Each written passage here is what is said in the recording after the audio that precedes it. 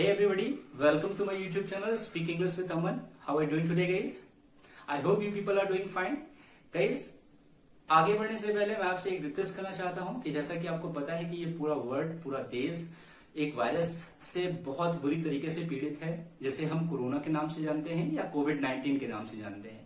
And the cases are increasing day by day guys. Cases बहुत ज्यादा बढ़ रहे हैं, तो मैं आपसे रिक्वेस्ट करना चाहूंगा कि आप अपने घर पे रहें और सेफ रहें.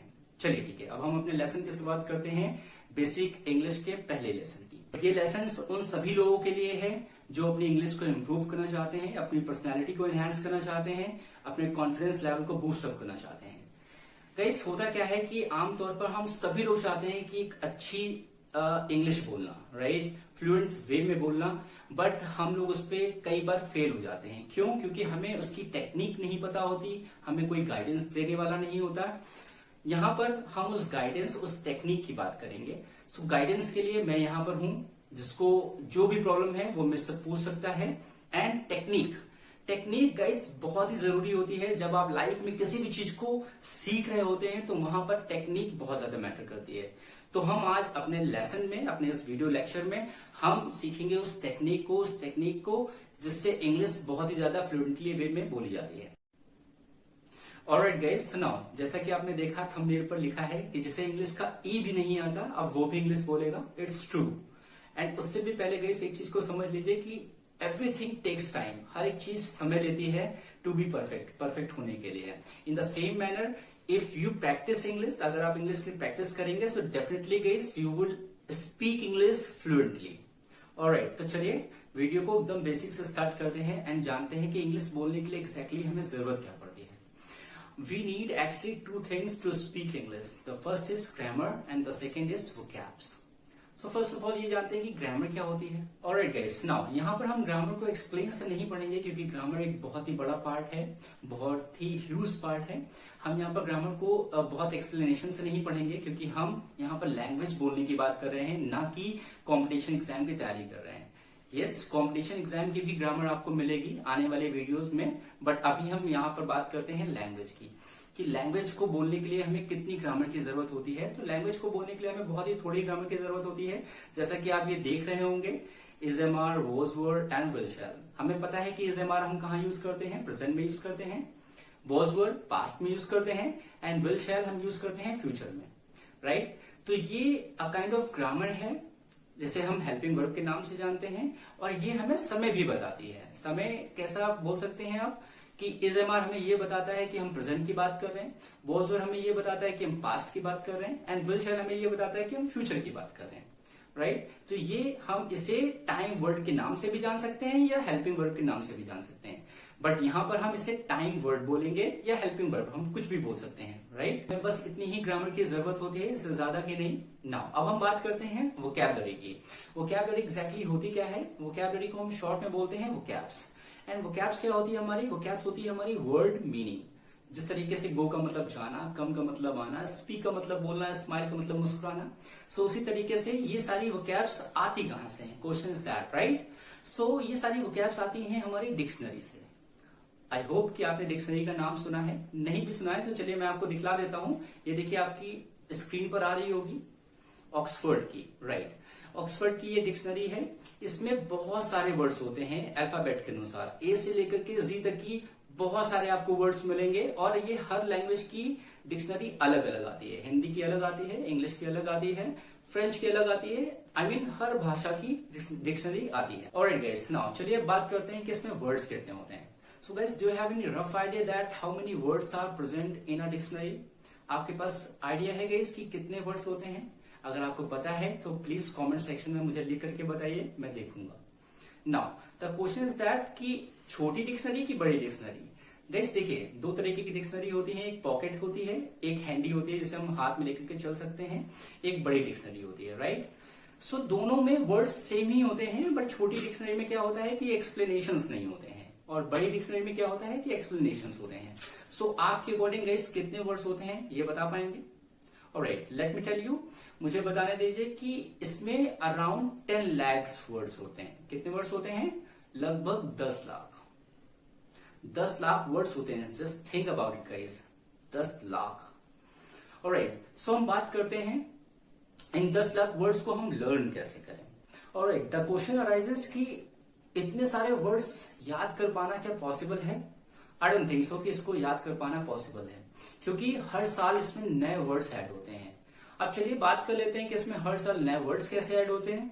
तो देखिए गाइस, समझिए, हर साल लाइफ में, इंडिया में, पूरे वर्ल्ड में कुछ ना कुछ नया होता है। कोई आविष्कार होते हैं, कोई टेक्नोलॉजी आती है, कोई बीमारी आ जाती है, जिस तरीके से अभी कोरोना वायरस आया है, तो इसी से रिलेटेड बहुत सारे वर्ड्स भी नए आ जाते हैं, राइट। तो ये क्या होते हैं कि यही ऐसे ही तरीके के वर्ड्स हमारे एडिशन में ऐड हो जाते हैं, जिसे हर साल ये वर्ड्स बढ़ते हैं। आज लगभग 10 लाख हैं, आने वाले टाइम पे ये 11 लाख होंगे, 12 लाख होंगे, 13 लाख होंगे, 14 लाख होंगे। तो इन्हें याद कर पाना बहुत ही मुश्किल है। आपने देखा भी होगा कि एक वर्ड था बहुत ही फेमस, that is called selfie. Selfie word आपने आज बहुत सुना है, राइट। आई होप कि आप उसे लेते भी होंगे, पर डे आप सेल्फीज क्लिक करते भी होंगे। बट एक टाइम था, आज से करीबन 7 से 8 साल पहले एक टाइम था कि जब ये वर्ड बहुत ही नया नया आया था। क्यों? क्योंकि उस वक्त लोगों के हाथ में स्मार्टफोन्स नहीं होते थे, और होते भी थे तो बहुत कम लोग ऐसे थे जिनके हाथ में स्मार्ट सेलफोन्स होते थे, और उनके स्मार्ट सेलफोन्स में आगे साइड में कैमरा होता था, जिसे हम फ्रंट कैमरा के नाम से जानते थे। क्योंकि उस वक्त कंपनी रियर कैमरास देती थी, जिसे हम बैक कैमरा के नाम से जानते हैं या पीछे वाला कैमरा बोलते हैं, राइट। तो उस वक्त हमारे सेलफोन पे, हमारे स्मार्टफोन पे वो फ्रंट कैमरास नहीं होते थे, जिससे हम खुद की फोटो नहीं खींच सकते थे। जैसे जैसे ये टेक्नोलॉजी आगे बढ़ी, उसी तरीके से कंपनीज ने मोबाइल फोन में फ्रंट कैमरास देना स्टार्ट कर दिया। अब हमने क्या किया कि फ्रंट कैमरास से खुद की फोटो ली, दैट मीन्स सेल्फ की फोटो ली, और वही फोटो जाकर के हमारी बन गई सेल्फी। सो इसी तरीके से ये सेल्फी है, और इसी तरीके से बहुत सारे ऐसे वर्ड्स हैं जो हमारी लाइफ में आते हैं। जस्ट लाइक ठग, हिंदी का वर्ड था जो कि अब इंग्लिश में हो चुका है। लूट बोलते हैं ना, कि किसी ने हमें लूट लिया, किसी ने हमें ठग लिया। तो ठग के लिए तो मैंने आपको बता दिया। बस ये भी बोलते हैं कि बहुत सारे लोगों ने लाइक समटाइम ऐसा बोला होता है कि यार उसने यार हमको लूट लिया, यार मैं दिल्ली गया था, उस इंसान ने हमको लूट लिया। तो ये लूट वर्ड हिंदी का है, जो कि अब इंग्लिश में भी हो चुका है। LOOT, लूट का मतलब लूटना। सो कहने का मतलब है ऐसे ही बहुत सारे तरीके के वर्ड्स होते हैं जो कि हम डेली भाषा में यूज करते हैं। आमतौर पर हम इसे बहुत ज्यादा बोलते हैं, तो वो वर्ड्स कुछ दिन के बाद डिक्शनरी में ऐड हो जाते हैं। वापस हम बात करते हैं उन 10 लाख वर्ड्स की। सो फर्स्ट ऑफ ऑल ये बताइए आप मुझे कि इंग्लिश बोलने के लिए कितने वर्ड्स की जरूरत होती है? मैक्सिमम मेरे हिसाब से आई गेस 1000 से 1500 वर्ड्स, इससे ज्यादा की जरूरत नहीं होती है। अगर आप एक अच्छे से स्पीकर को भी देखेंगे ना, जो बहुत अच्छी इंग्लिश बोलता है, तो उसने भी बहुत ज्यादा 1000 या 1500 वर्ड से ज्यादा नहीं यूज करता है। क्यों?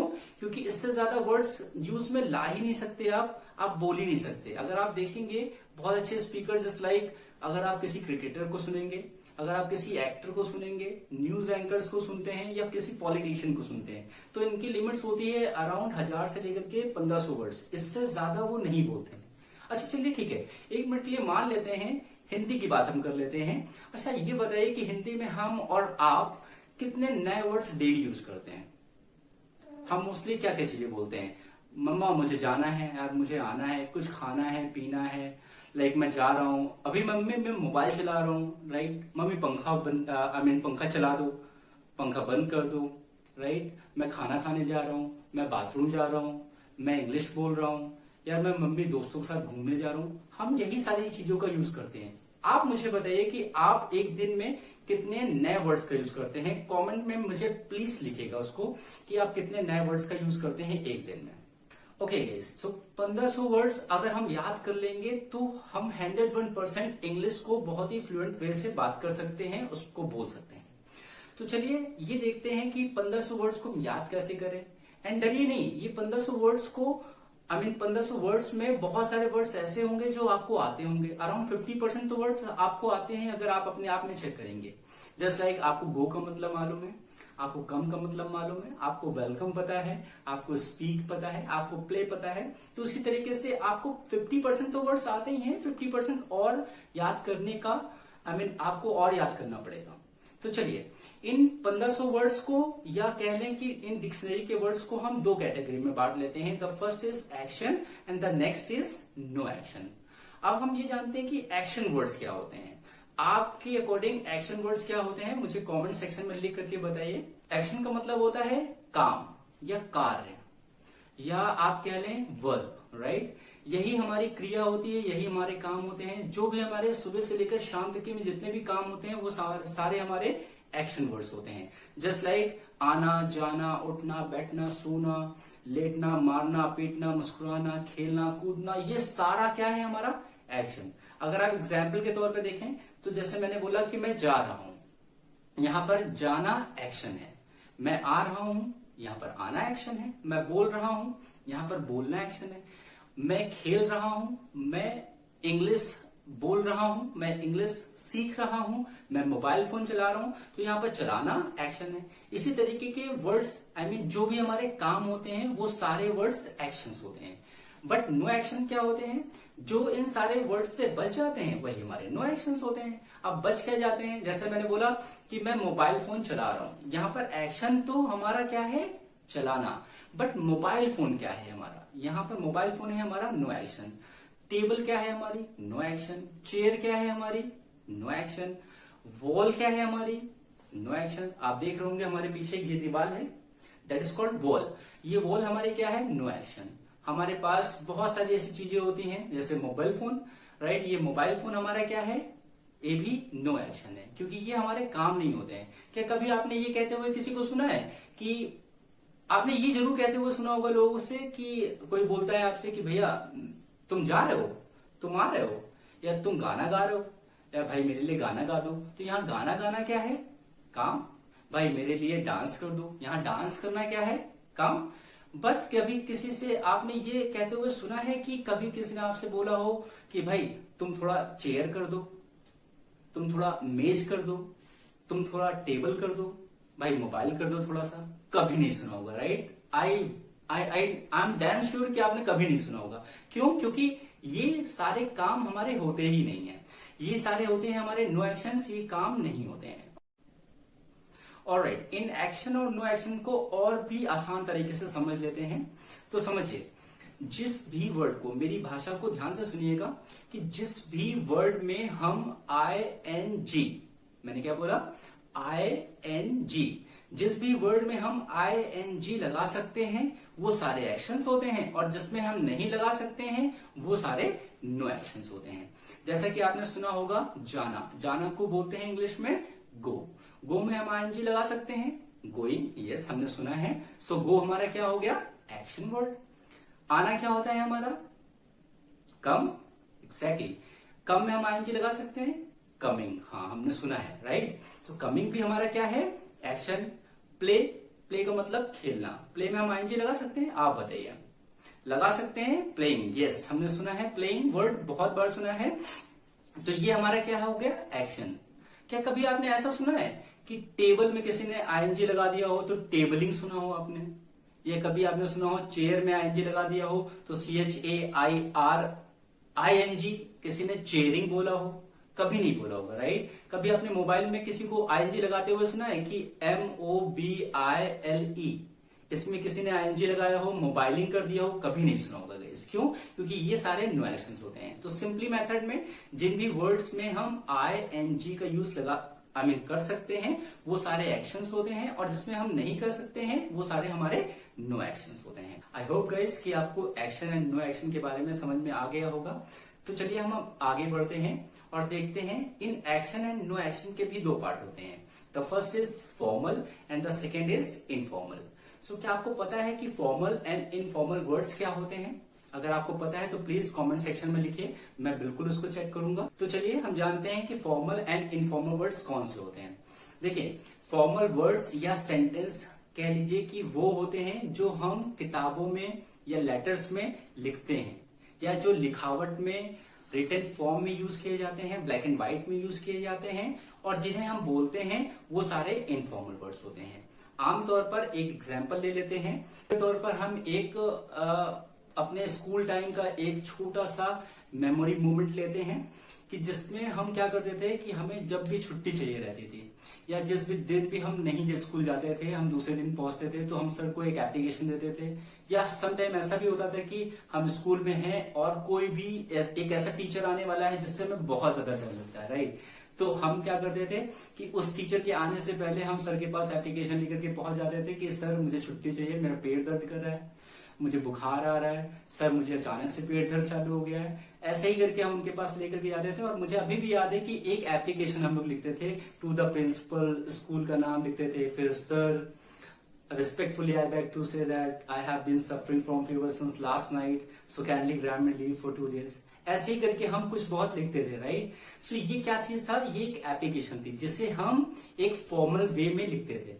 हमने कभी क्या इस एप्लीकेशन को कभी सर के पास ऐसे गए हो, ऐसा सुना हो कि सर प्लीज मेरा पेट दर्द कर रहा है, प्लीज मुझे जाने दीजिए, मैं आपको एप्लीकेशन बता दे रहा हूँ, लिख नहीं पा रहा हूँ तो मैं मुंह से बोल करके बता दे रहा हूँ सर टू द प्रिंसिपल। ऐसा कभी नहीं करते। क्यों नहीं करते? क्योंकि रीजंस होते हैं, वो उस वक्त टीचर हमसे रिटन फॉर्म में मांगता है, राइट। तो उससे हम फॉर्मल बोलते हैं। जैसे में एक छोटा सा फनी एक दृश्य भी याद आता है कि जब हम लोग जाते थे सर के पास में कि सर पेट दर्द कर रहा है, सर बुखार बहुत तेज आ रहा है, तो सर जानते थे कि ये लड़का या ये लड़की नौटंकी कर रहा है। बट हम एक्टिंग इतनी अच्छी करते थे, इतनी उम्दा करते थे कि सर को पिघला देते थे छुट्टी देने पर कि सर प्लीज छुट्टी दे दीजिए। ज्यादा होता तो हम सर के सामने रोने भी लगते थे कि सर प्लीज छुट्टी दे दीजिए, प्लीज सर छुट्टी दे दीजिए, मेरे पेट बहुत तेज दर्द कर रहा है। तो ये सारे फनी मोमेंट्स हमारे साथ में होते थे। अगर आपके साथ में भी गाइस कोई ऐसा फनी मोमेंट हुआ है या आपने भी कभी भी किया है या आपके किसी दोस्त ने भी कभी भी किया है तो प्लीज मुझे कमेंट सेक्शन में बिल्कुल बताएं। I would love to read guys. तो चलिए, आई होप कि आपको ये फॉर्मल एंड इनफॉर्मल आपको समझ में आ गया होगा। हाँ, एक छोटा सा एग्जांपल और भी है जिससे आप समझ सकते हैं कि हम जब भी कभी अपने पापा के पास जाते हैं, राइट, तो हम अपने पापा से कभी भी नहीं बोलते हैं इस तरीके से कि आदरणीय पिताश्री मुझे 50 रुपए देने की कृपा करें। ऐसा कभी नहीं बोलते यार, हम डायरेक्टली मांग लेते हैं, हम इनफॉर्मल वे में बोलते हैं कि पापा मुझे 50 रुपए चाहिए। हम मम्मा से कभी नहीं बोलते कि आदरणीय माताश्री मुझे खाना देने की कृपा करें। ऐसा कभी कुछ नहीं बोलते। क्यों? क्योंकि there is a different between formal and informal. हम मम्मा लोगों से फॉर्मल तरीके से बात नहीं कर सकते हैं, हम इनफॉर्मली तरीके से बात करते हैं। आई होप गाइस कि आपको ये इनफॉर्मल एंड फॉर्मल समझ में आया होगा। और स्टार्टिंग से जो भी चीजें आपने पढ़ी है, अगर उसमें कोई भी डाउट हो तो आप मुझसे कमेंट सेक्शन में पूछ सकते हैं, चाहे वो ग्रामर हो या वोकैब्स के लिए हो, एक्शन हो या नो एक्शन हो, फॉर्मल हो या इनफॉर्मल हो। Guys one more thing is that ये पूरा वीडियो एक, अगर आप बात करते हैं ये कितना इंपॉर्टेंट है, तो ये गाइस उसी तरीके से इंपॉर्टेंट है जिस तरीके से एक ये चीज समझिए कि इंग्लिश बोलने के लिए जिस टेक्निक की जरूरत होती है ये वो टेक्निक है, राइट। तो पूरी इंग्लिश लैंग्वेज में ये जो लेसन है, ये पूरा लेसन आपको बहुत ज्यादा हेल्प करेगा इंग्लिश सिखाने के लिए, इंग्लिश को बोलने के लिए और इंग्लिश को समझने के लिए। जाने से पहले गाइस इस चैनल को सब्सक्राइब कर लीजिए। अगर आप चैनल पर नए हैं तो प्लीज इस चैनल को सब्सक्राइब कर लीजिए और बगल में बेल आइकन होगा उसको प्रेस कर दीजिए, जिससे कि भविष्य में आने वाले सारे वीडियोस आप तक पहुंचे। And guys one more thing is that please इस वीडियो को पूरा देखा है आपने, जो भी पार्ट आपको पसंद आया है उस पर प्लीज मुझे लिख करके बताइए कि कौन सा पार्ट आपको बहुत अच्छा लगा। एंड जो भी आपके पास सजेशंस हैं रिगार्डिंग स्पोकन इंग्लिश और ग्रामर इंग्लिश वो मुझे कमेंट में बताइए। मैं उस पर फोकस करूंगा, उसको देखूंगा और उसी तरीके के लेसन्स बनाने की कोशिश करूंगा। चलिए ठीक है, सो अब हम चलते हैं। Thanks for watching guys, see you in the next video. Till then bye bye, be safe, stay at home, keep learning, keep growing and keep smiling.